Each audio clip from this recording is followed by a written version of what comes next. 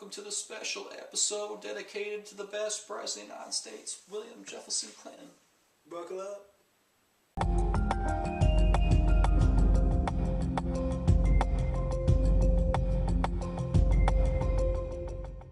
Hello and welcome to the Unnamed Political Podcast. I'm Clark Walburger. I'm Jack Horvath.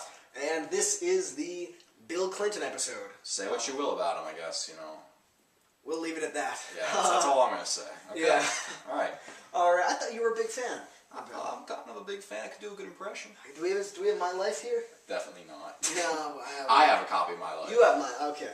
We'll Decision points will come soon in the next episode. Oh yeah, next episode. We can finally reuse it. Good. Oh, and we can get the autograph photo. Yes, that we can. Yeah, we can get George W. Bush. because we forgot to get for HW because we weren't able to. We don't have it at that set. Yep. All right, but Alright, back to no. the yes. Whatever. We'll hop in. Yeah. All right, back to the important matters at hand. A lot of stuff has been happening. We're going to cover A lot them of crap. in order of most to least recent. So, as of today, the Russian ambassador to Turkey was shot and killed. Right. Correct. This is a rather significant deal due to the fact that. Do you want to explain? This is a significant development. Not everything's completely known yet, the motives of the attacker or who the attacker was in general, although it's most likely some sort of guy who was affiliated, because when he shot this Russian ambassador in question, he screamed, "This is for Aleppo," which means it's probably someone with ties to that, perhaps. Well, so I would assume it's definitely somebody who's favorable of the rebel government, or at least doesn't like Bashar al-Assad. Right. Correct. So it's most likely someone who doesn't like Russia, I would assume. The lines are there. But this is definitely a significant development that's happened recently, and we're still figuring this out. But in terms of the consequences that it could have, it's certainly going to tense the relations between Russia and between Turkey for sure. It was like you said. This is, on level with the jet being shot down early last year. Yeah, but this is way more significant. I don't know, because I feel like a diplomat getting shot by that's what I'm wondering, but granted though, but shooting down a jet, that is a military action. Turkey can at least claim we had nothing to do with this guy. This was a complete road. Just because it happened on our soil doesn't mean you can blame us. Correct, but I think just the already tense situations happening from the plane getting shot down and now this. Yeah, it's going to be an interesting. I think Putin is going to be He's going to be very mad, very upset, very mad, especially because it's an ambassador to Turkey, which is a very significant country in world politics. And so I think it does send a message. We will need to wait and see how this plays out, who are the motives, but still, this hopefully won't be, but could be the spark of something much bigger and more violent. Correct, which would be very interesting, especially in this state of the world. Mm-hmm. Well, also because Russia cannot take, even if, let's assume worst case scenario, the guy was a Turkish agent, which would be awful. He was not. That would be declaration of war right there. But if Russia declares war on Turkey, they're declaring war on the U.S. because NATO allies. To an extent, yes, we would be involved in the conflict. I mean, it would not be we still have troops, NATO troops. That's why there's still Swedish guys, Norwegian, or not Swedish guys. Why there's still Norwegian guys and British guys in Afghanistan, even though it's really our war because it's a NATO war. So basically, World War III is what it comes down to. That's what it would come down to. Woohoo! We will continue filming from our bunker down here as the world collapses around us. Yeah, we'll be safe down here. Yes, for sure. But yeah, I mean, walls. It's an interesting development nonetheless, and I mean, we'll keep watching this closely and see what happens, but it does not look too good right now, for sure. No, I think this is, and the video of it, the fact is, he was shot on television. On live TV. It's, significant. Yeah, hopefully I know earlier you compared it to Franz Ferdinand. I don't think it's quite as... Correct, but still. It's a comparison that has been made, and it's a little weird, just the circumstances, but... Well, I mean, granted, like, Franz Ferdinand, he was the heir to the Austrian Empire. If you had shot Dmitry Mendeleev, I hope I pronounced that right, that would be war. But still, Definitely this is a big deal. For sure, for sure. Alright, so moving on from that unhappy topic to another unhappy topic. We have a couple, actually, to choose from. So the situation in Aleppo, let's just go to that. Sure, that's fine. Currently, the battle seems to be ending. Unfortunately, it was not a hard-fought victory for the rebels, but one for the government forces. Yes. This is a major blow to the Syrian huge blow. And also is extremely difficult for the U.S. because it's not entirely sure what the U.S. is doing because Obama's leaving, Trump's coming in, but How is Obama just going to kind of say screw you to Trump's foreign policy and do everything he can to blunt the head of whatever Trump's going to try to do? I feel like that's a likely scenario. I hope it's not, because it's going to, regardless of whether or not you like Trump's policies or not, it's going to make things complicated. Right. So. There's definitely some interesting policy issues. I mean, Aleppo was really the center of the Syrian civil war in most cases. Well, I feel like it's and it was also the most advertised as yeah, the center it of the is. Whether like the war is throughout Syria, but this is really the. Even if the victory, like granted, the victory is, the battle is extremely bloody, but it's just as important from a symbolic standpoint Correct. as it is really to the west. That like, if you ask somebody to name a city in Syria, odds are they are more likely to name Aleppo than Damascus. I would say so for sure. Yeah. I mean, Aleppo's definitely been the whole center of the war, and with the government most likely going to take that city back at this point, I would say it's not looking good for the rebels, who we've funded significantly. And the Russians we haven't funded them as much as we were in training programs, but we got like 5 guys to join, which are awful training and only programs. 1 to Well, I think we do need to take a different role, and I think the problem is when Obama didn't step in, Putin decided to, and now we're in a situation where we can't really do anything because of inactivity. It's like with Crimea. Right. Correct. And speaking of Russia, let's cut into. Let's transition to the next part. Sounds good. We have to be a little shorter. Let's talk about this. So, we're the Secretary of State. What's up? Yeah. So last episode we ended with my pleas for Mitt Romney. Those pleas were not answered. Were denied, and my pleas were denied too. So it was my one wish for Christmas. You didn't get it. I guess I was on the naughty list. Come on, Santa. You got cold, buddy. Not cool. We got this guy, this interesting guy who's the new Secretary of State. I thought Rudy Giuliani.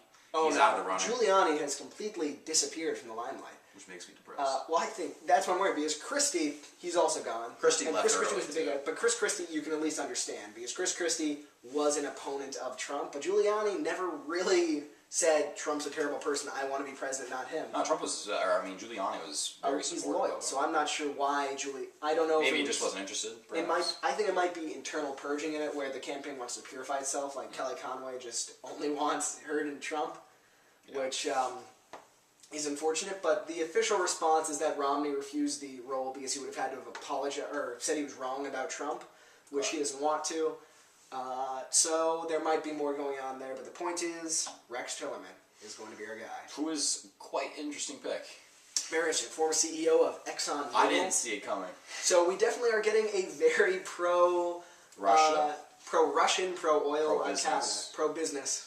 Hardcore. A cabinet of billionaires, millionaires, as they say. This is one of the richest cabinets ever. Oh, for sure. If not the richest cabinet ever. I think compared to the current, granted, probably like Washington or Jefferson's cabinet. Yeah, maybe. Considering there's only the founding fathers who were really in those cabinets at the time.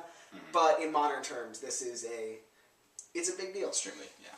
But I mean, this Tillerson guy is quite an interesting guy, though. Well, I don't see if at the moment if that's a bad thing, because I think he's fine. Honestly. Well, and just with a rich cabinet, because a bunch of people have said like, oh, let's see if business can help government. It might be able to, it might not. You might not need this much, but we're not going to find out unless we try. Correct. And currently, I don't think necessarily for certain positions he's picking the best people, but I think he's picking okay people. I don't think he's draining the swamp, but I don't know if draining the swamp in the way he originally described it is the right idea. So I think this is kind of the best outcome we can hope with President Trump. Hopefully. I believe that there's still some secretaries that need to be picked. And not to mention that after all this, all these picks are going to need to be confirmed by the Senate. Well, I think that's, for the most part, they're very likely to get confirmed because... How many do you need? You need 50.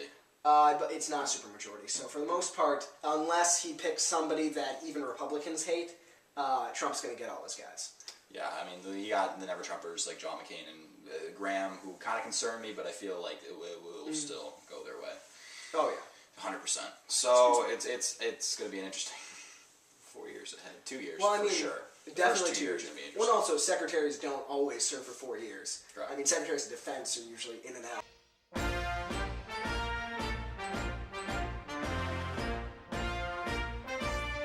Hi, we're back. We're sorry for a brief delay. Technical difficulties. Sorry, our camera batteries died. We had to go and replace them. But we are now back. And so with the Russian cabinet was where we left off, I believe. Yes, correct. Yep. All right. So I feel like this is an extremely pro-Russian cabinet. Which is interesting, for sure. Definitely the most pro-Russian cabinet we've ever I'm had. not too happy with the pro-Russian cabinet, I'm because fine Russia with is pro-Russian our cabinet. competitor. Like, granted, we should have people who we can work with, but if we're going to take a hard stance, we can't simultaneously be friendly with them, because Well, that's they what I get should from not you. be in I Crimea. think we should be friendly to them for business interests solely. Well, but I'm saying political interests Crimea, are Syria. side objectives for that. But I think being friends with Russia would make us essentially I a think powerhouse. it makes it a more peaceful world, but it also gives Russia power that I don't think we can trust Russia with. I do not like Rex Tillerson as a pick. I would have much rather had at least somebody in between Mitt Romney and Giuliani. David Petraeus. That would have been interesting. A lot of generals. David Petraeus also I probably wouldn't have been a fan of, because Trump's whole knock on Hillary was you let go of security secrets. Yeah, we have a lot of generals. Well, I think it's also a very militaristic one, but I think we do need that, considering we are in somewhat situations Tense that, environment. well, aren't dangerous right now, could very quickly become dangerous. Oh, for sure. South China Sea, any part of the Middle East, things of that nature. And we will continue to cover those as they come up. Yep. And finally, as of also on another event happening today, I guess we went from most recent back to most recent.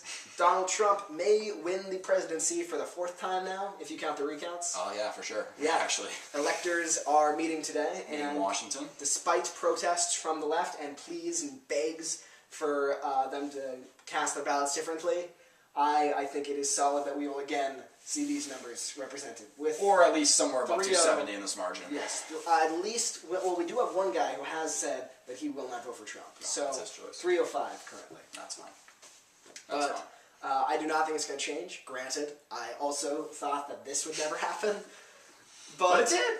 Yeah, but Which I'm ecstatic about. But I can be. The odds here are more significant, because no longer we have to wonder about these people. These are pledged electors, members of the Republican Party, who the fate of the nation is in the hands of. Yep. And I don't think that I think at the moment, I'm not too happy that Trump won, but I'd be miserable if Hillary won. But I think electors know that getting to a new guy to be in office would just be horrible for the Would nation. not be fun at all. Terrible. For sure. It would look horribly undemocratic. It would it's a bad idea. So I think Trump has earned the presidency. Definitely earned the presidency. If you say not my president still, I mean, that's your choice. It's a little late, to be honest, but it's whatever. Trump's... The Canucks can say it. Yeah, the Canucks can say whatever they want. Any foreigner could say what they want at this point. Yes. But yeah, we'll definitely see what happens in the next coming days, coming weeks, and it'll be an interesting time to be alive. Yes, it will.